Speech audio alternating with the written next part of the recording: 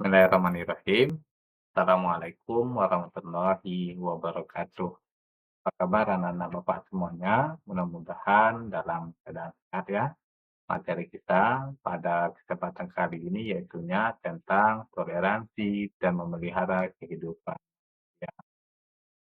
Tujuan pembelajaran kita yaitunya yang pertama, diharapkan anak-anak Bapak nanti mampu memahami dan menjelaskan dalil-dalil dari Al-Quran dan hadis yang mengajarkan tentang toleransi dan pentingnya memelihara kehidupan manusia. Yang kedua, diharapkan anak-anak Bapak nanti mampu menganalisis makna yang terkandung di dalam ayat Al-Quran dan hadis terkait dengan kewajiban menjaga keharmonisan umat manusia dan melindungi kehidupan umat manusia. Manfaat mempelajari materi ini, yaitunya yang pertama, menciptakan hubungan damai, adil, dan inklusif di tengah keberagaman.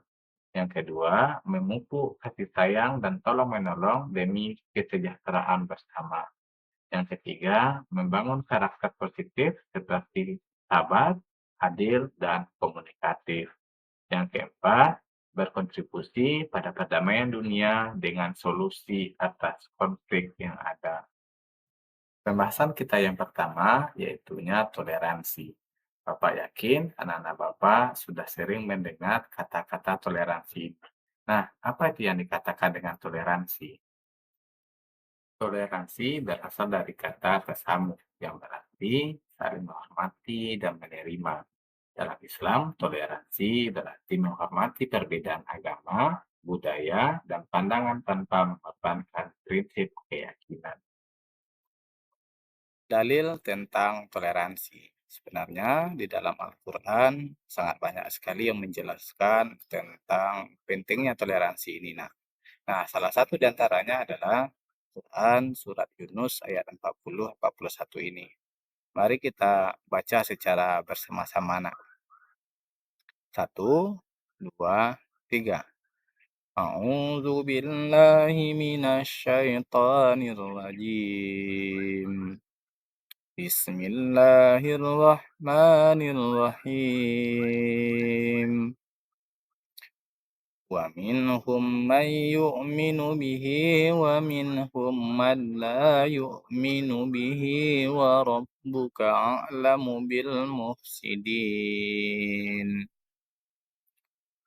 Wa in kadzabuka faqul li 'amali wa lakum 'amalukum antum bari'una mimma a'malu wa ana bari'um mimma ta'malun. Shadaqallahul azim. Nah, Quran surat Yunus ayat 40. Di antara mereka ada orang-orang yang beriman padanya Al-Quran, dan di antara mereka ada pula orang-orang yang tidak beriman kepadanya. Tuhanmu lebih mengetahui tentang orang-orang yang berbuat kerusakan. Arti ayat 41, jika mereka mendustakanmu Muhammad, maka katakanlah, bagiku perbuatanku dan bagimu perbuatanmu. Kamu berlepas diri dari apa yang aku perbuat, dan aku pun berlepas diri dari apa yang kamu perbuat. Hadis tentang toleransi ini sebenarnya juga banyak. Nah, di antaranya adalah hadis yang dua ini. Mari kita baca bersama-sama. Satu, dua, tiga. Bismillahirrahmanirrahim. An Anas radhiyallahu anhu anna Rasulullah sallallahu alaihi wasallam qala wallazi nafsi biyadihi la yu'minu abdu hatta yuhibbu li jarihi ma yuhibbu li nafsi. Artinya, dari Anas bin Malik radhiyallahu anhu, Rasulullah sallallahu alaihi wasallam bersabda, "Demi Allah yang nyawaku di tangannya, tidaklah beriman salah seorang hamba sehingga dia mencintai tetangganya sebagaimana dia mencintai dirinya sendiri." Hadis riwayat Imam Muslim dan Abu Ya'la. Hadis kedua, Bismillahirrahmanirrahim. Ani Bani Abbas qala qila li Rasulullah sallallahu alaihi wasallam. ayul udyani ahabbu ilallah? Qala al-hanifatu samhah. Artinya, dari Ibnu Abbas, ia berkata, ditanyakan kepada Rasulullah Shallallahu Alaihi Wasallam, agama manakah yang paling dicintai oleh Allah? Maka beliau bersabda, Al-Hanifiyah, As-Samhah, yang lurus lagi toleran. Materi kita yang selanjutnya, yaitunya tentang memelihara kehidupan manusia. Dalilnya yaitu Quran Surah Al-Maidah ayat 32. Mari kita baca juga secara bersama-sama. A'udzu billahi minasy syaithanir rajim. Bismillahirrahmanirrahim. Min ajali dzalika katabna ala bani Israila annahu man qatala nafsan bighairi nafsin aw fasad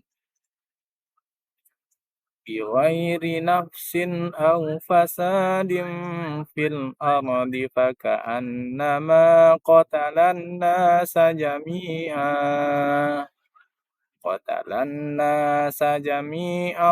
wa man ahyaha faka'annama ahyan nasa jami'an. Walaqad ja'atuhum rusuluna bil bayyinati thumma inna katsiran minhum ba'da dzalika fil ardi lamusrifun. Shadaqallahul azim. Yang artinya, oleh karena itu kami tetapkan satu hukum bagi Bani Israel, bahwa barang siapa yang membunuh seorang manusia, bukan karena orang itu membunuh orang lain, atau bukan karena membuat kerusakan di muka bumi, maka seakan-akan dia telah membunuh seluruh manusia. Dan barang siapa yang memelihara kehidupan seorang manusia, maka seolah-olah dia telah memelihara kehidupan semua manusia. Yang sesungguhnya telah datang kepada mereka rasul-rasul kami dengan membawa keterangan-keterangan yang jelas. Kemudian banyak di antara mereka sesudah itu sungguh-sungguh melampaui batas dalam membuat kerusakan di muka bumi. Nah, kandungan ayat Quran Surah Al-Maidah ayat 32. Yang pertama, penghormatan terhadap nyawa manusia. Yang kedua, larangan membunuh tanpa alasan yang dibenarkan di dalam Islam. Yang ketiga, pentingnya saling tolong-menolong. Yang keempat, peringatan terhadap orang-orang yang melampaui batas di bumi. Nah, dalil hadisnya sebenarnya juga banyak. Terdapat hadis-hadis Rasulullah tentang memelihara kehidupan manusia, tentang saling tolong-menolong, tentang persaudaraan. Namun ini salah satu di antaranya. Nah, silakan nanti kamu cari hadis-hadis lainnya yang berhubungan tentang memelihara kehidupan manusia ini. Mari kita baca juga bersama-sama. Nah. Bismillahirrahmanirrahim. Wallahu fi aunil abadi ma kanal abadu fi auni akhi. Artinya, Allah akan senantiasa menolong hambanya selama hamba tersebut menolong saudaranya. Hadis yang diriwayatkan oleh Imam Muslim. Anak-anak Bapak yang Bapak banggakan, di dalam Islam ada prinsip dalam toleransi dan memelihara kehidupan manusia. Yang pertama, prinsip dalam bidang toleransi. Tidak ada toleransi dalam bidang akidah. Seperti yang Bapak katakan tadi, kita boleh bertoleransi, baik itu kepada non-muslim, kepada yang lainnya. Tetapi dalam bidang akidah tidak ada cerita. Karena akidah itu hukumnya adalah mutlak. Yang kedua, menghormati perbedaan. Yang ketiga, tidak ada paksaan dalam beragama. Untuk memelihara kehidupan manusia, prinsipnya yang pertama, menghormati kehidupan setiap umat manusia. Yang kedua, saling tolong-menolong sesama umat manusia. Bahan renungan untuk kita bersama, Nak. Tidak hanya untuk anak-anak Bapak, tetapi untuk Bapak juga. Yang pertama, dunia akan lebih damai jika setiap individu tanpa memandang agama atau budaya berkomitmen untuk menghormati perbedaan dan memelihara setiap kehidupan umat manusia. Toleransi bukan kelemahan, tetapi melainkan kekuatan yang menunjukkan kematangan iman salah seorang.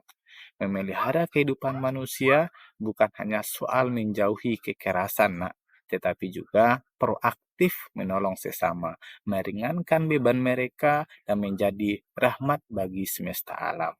Coba kita bayangkan secara bersama-sama, Nak. Seandainya setiap kita yang ada di rakyat Indonesia ini semuanya saling tolong-menolong semuanya. Orang kaya membantu orang miskin, orang kuat melindungi orang lemah. Begitu indahnya terasa kehidupan ini, Nak.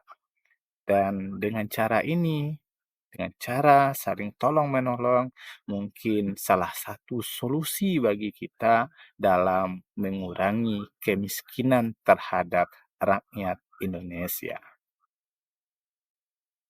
Sekian materi kita pada kesempatan kali ini, Nak. Semoga bermanfaat bagi kita bersama. Mudah-mudahan kita semuanya selalu optimis dalam mencapai cita-cita kita. Kita menjadi orang-orang yang selalu membantu sesama kita. Banyak maaf. Assalamualaikum warahmatullahi wabarakatuh.